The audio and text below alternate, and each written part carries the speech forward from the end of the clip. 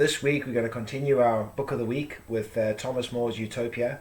This is not just a book of fiction, it is a in-depth look into the utopian model of life. Utopia by Sir Thomas More. Utopia is a book written by Sir Thomas More in 1516. It is a work of fiction that presents a fictional island society organized around common ownership of property, as well as the absence of personal greed and the absence of the profit motive. The society is also described as having no poverty, no crime, and no war. The story is told through a narrator named Raphael Haithlogy, who has lived in the society of Utopia and reports back to Moore and his friends about his experiences. The book raises important questions about the nature of human society and critiques the political, economic, and social systems of Moore's time. Ultimately, Utopia is a thought-provoking work that invites readers to consider alternative ways of organizing society and challenges them to reflect on the ideals of justice and equality. Wow. While Utopia presents an ideal society, it's important to note the book has a load of negative aspects. Our freedom to pursue our interests and hone our skills in areas that we find fulfilling, not what we're told should be fulfilling. The idea of losing our personal freedoms, not having a diverse community, the idea of not having our own possessions and working for our own possessions. These are my 4 top reasons why I believe a utopia doesn't exist.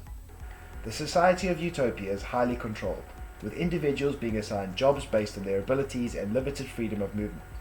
This strict control of individuals' lives can be seen as a negative aspect of the book. The lack of diversity. Utopia is depicted as a homogeneous society where everybody is expected to conform to the same norms and values. The absence of diversity and individual expression can be seen as a drawback. Extreme communalism. The society of Utopia is based on the idea of common ownership of property, and all the wealth is shared equally.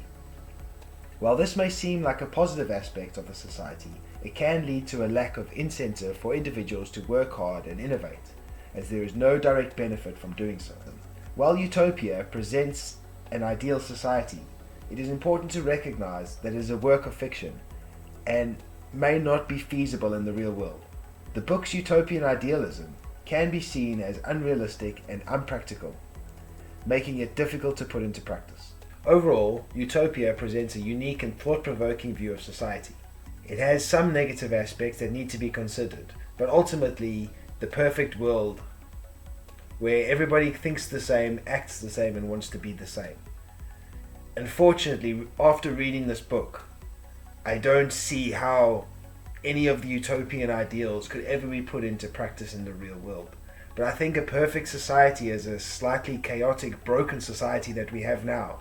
As long as people have the freedoms to say what they think and be who they want to be, I think there is an important place for culture and there is an important place for heritage that should not be forgotten